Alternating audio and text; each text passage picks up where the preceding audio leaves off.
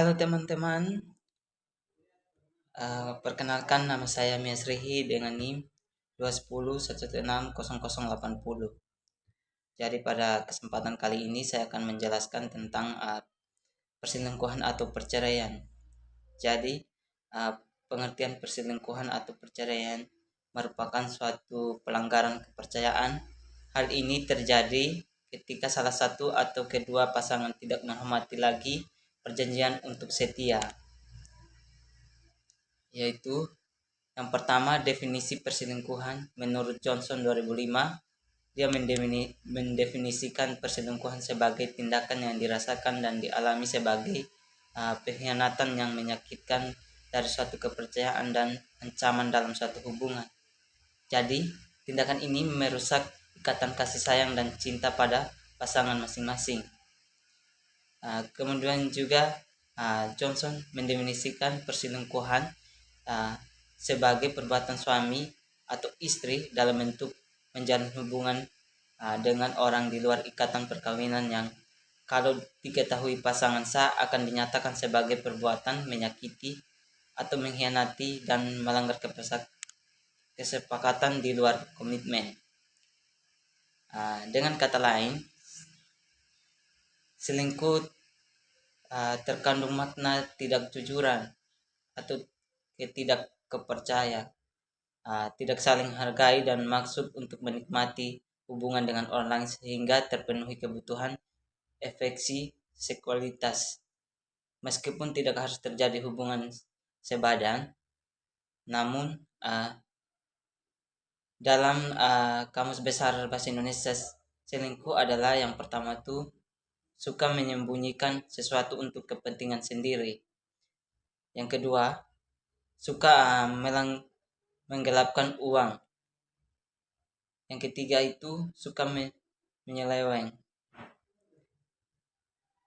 Jadi yang kedua, penyebab terjadinya perselingkuhan.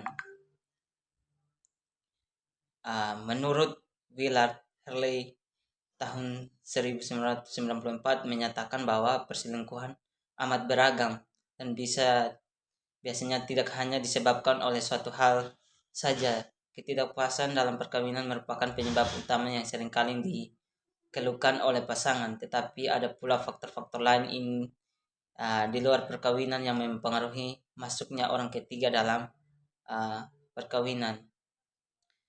Tidak bertemunya kebutuhan suami istri dalam rumah tangga. Kebutuhan istri meliputi kebutuhannya akan kasih sayang, percakapan, ketulusan dan keterbukaan, komitmen finansial, dan komitmen keluarga. Sedangkan kebutuhan suami meliputi kebutuhan seksual, kebersamaan dan rekreasi. Memiliki pasangan yang menarik, dukungan dalam rumah tangga, dan kekaguman. Lebih jelasnya, menurut Monty Satidharma 2001, penyebab terjadinya perselingkuhan di antara lain yaitu ada dua alasan, yaitu alasan psikofisik dan alasan psikologi. Jadi dalam alasan psikofisik terdapat dua alasan. Yang pertama tuh keterikatan fisik, yaitu yang dimaksud keterikatan fisik merupakan satu hal yang mengunggah seseorang untuk melakukan pendekatan kepada seseorang. Aspek ini, fisik ini mencakup paras bentuk tubuh, tatapan muka dan cara berpakaian dan nada bicara hingga gerakan tubuh seseorang. Inilah alasan mengapa seseorang tertarik pada penampilan fisik seseorang, sulit dirumuskan. Yang kedua, kebutuhan biologis. Manusia ini memiliki jumlah kebutuhan biologis tertentu seperti makan, minum, bernafas, dan seks. Ada juga sejumlah orang yang mampu mengendalikan kebutuhan biologis dengan baik, dan ada pula yang tidak mampu mengendalikan dengan baik. Yang kedua, yaitu alasan psikologis. Terdapat dua alasan juga. Yang pertama, kebutuhan merupakan salah satu hal yang paling mendasar bagi pelaku perselingkuhan untuk melakukan perselingkuhan. alasan fisik, sosial, dan psikologi didasari oleh kebutuhan. Kebutuhan tersebut antara lain kebutuhan teman dan berbicara dan berbagi kebutuhan yang lain.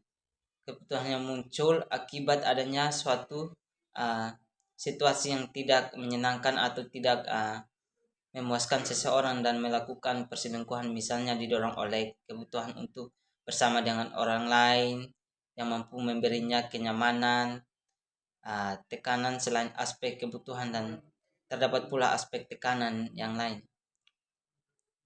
Yang kedua, tekanan merupakan keadaan yang memberi pengaruh besar seseorang untuk melaksanakan dorongan keinginan untuk berperilaku tertentu ke suatu objek tertentu. Misalnya salah satu pasangan membutuhkan suami atau istrinya untuk berkomunikasi, namun pasangan tidak dapat memenuhi kebutuhan tersebut. Pasangan justru cenderung menginterogasi. Hal ini dapat menimbulkan suatu tekanan yang tidak nyaman dan cenderung mendorong pasangan tersebut untuk berkomunikasi dengan pihak lain yang memberi kenyamanan berkomunikasi. Hal tersebut dapat diperoleh melalui berselingkuh. Ketiga, tipe perselingkuhan, yaitu ada yang pertama, serial affair type, yaitu perselingkuhan yang ini yang paling sedikit melibatkan keintiman emosional tetapi terjadi berkali-kali. Hubungan yang terbentuk dapat berupa perselingkuhan selama atau sejumlah affair yang berlangsung cukup lama. Yaitu yang kedua, flings mirip dengan serial affair. Flings juga ditandai oleh minimnya keterlibatan emosional. Hubungan yang terjadi dapat berupa perselingkuhan satu malam atau hubungan yang terjadi selama beberapa bulan, tetapi hanya terjadi satu kali saja. Yang ketiga, romantis love affair, itu perselingkuhan. Tipe ini melibatkan hubungan emosional yang mendalam, hubungan yang terjamin atau yang terjalin dalam amat penting dan keseluruhan kehidupan pasangan. Yang keempat, long term affair. Perselingkuhan jangka panjang merupakan hubungan yang menyangkut keterlibatan emosional paling mendalam. Hubungan dapat berlangsung bertahun-tahun dan bahkan sepanjang hidup perkawinan. Cukup banyak pasangan yang merasa memiliki hubungan yang lebih baik dengan pasangan. Yang kedua, faktor penyebab dari perselingkuhan dan perceraian, yaitu ada menurut Surya, perselingkuhan pada umumnya banyak terjadi pada anggota keluarga yang kurang memiliki kualitas keagamaan yang mantap, lemah dasar cinta, komunikasi yang kurang lancar dan harmonis. Jadi dari sudut pendidikan anak, kondisi perselingkuhan merupakan lingkungan tidak menguntungkan bagi perkembangan anak. Dalam situasi demikian, sulit bagi anak-anak untuk mendapatkan sumber-sumber keteladanan dan pegangan hidup. Jadi, menurut Givari, faktor-faktor terjadinya perselingkuhan antara lain yaitu ada 6, yaitu yang pertama tuh adanya peluang dan kesempatan. Bekerja di sebuah kantor ternama dengan posisi yang menjanjikan, ditemani sekretaris cantik dan seksi yang kesehariannya berpakaian mini dan ketat adalah peluang yang paling sering menjerumuskan seseorang bos pada perselingkuhan. Yang kedua itu konflik dengan istri. Hubungan kurang harmonis dengan istri terjadi karena alasan paling sering diungkapkan pihak laki-laki untuk mencari kesenangan di luar. Yang ketiga itu seks tidak terpuaskan. Para psikiater mengakui banyak gangguan mental dan saraf bermula dari problem seksual. Gangguan-gangguan seksual juga bisa menimbulkan berbagai macam penyakit psikosomatik berujung pada gangguan kesehatan fisik, sehingga kesehatan emosional bergantung pada suatu pengelola yang bijaksana dari aspek seksual. Yang keempat, abnormalitas atau animalitis seks. Saat ini menjamin video-video yang kelima, iman yang hampa. Jadi kosongkan imannya adalah penyebab sesuai perilaku buruk yang begitu badai dalam rumah tangga. Yang keenam tuh karena hilangnya rasa malu. Jadi yang ketiga, dampak perselingkuhan atau perceraian. Jadi dampak yang pertama tuh adalah korban dari perselingkuhan orang tua, maka yang paling menderita adalah anak. Bila suami istri berselingkuh saat anak sudah dewasa, mungkin akibat perselingkuhan tidak akan terlalu berpengaruh pada si anak. Bila anak masih kecil, dampaknya tentu sangat terasa. Hal ini membuat si anak menjadi bingung dan merasa tidak nyaman karena keluarga sudah tidak bisa menjadi contoh yang baik. Yang kedua, kebencian seorang anak terhadap orang tua bisa menimbulkan akibat lain, ya. Salah satunya adalah kelainan seksual.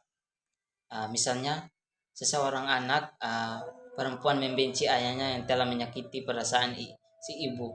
Anak tersebut bisa menjadi benci kaum pria dan kemudian ia beralih menyukai sesama jenis. Yang ketiga, orang tua adalah contoh bagi si anak.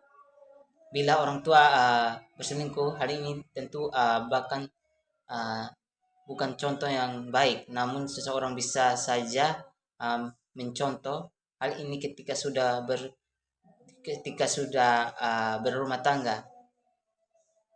Yang keempat, akibat perselingkuhan yang lain adalah si anak bisa sangat tertekan, yaitu stres atau depresi, sehingga si anak perasaannya tertekan seperti ini bisa membuat si anak menjadi lebih pendiam, jarang bergaul, dan prestasinya sekolah akan merosot. Yang kelima, anak sebagai korban perselingkuhan orang tuanya tak selalu menjadi pendiam. Sebaliknya, seorang anak bisa menjadi pemberontak. Jiwa labil seorang anak yang sedang depresi biasa menggigitnya dengan pergaulan yang salah, misalnya seks bebas, narkoba, atau bahkan kriminal. Demikian dari penjelasan saya. Terima kasih.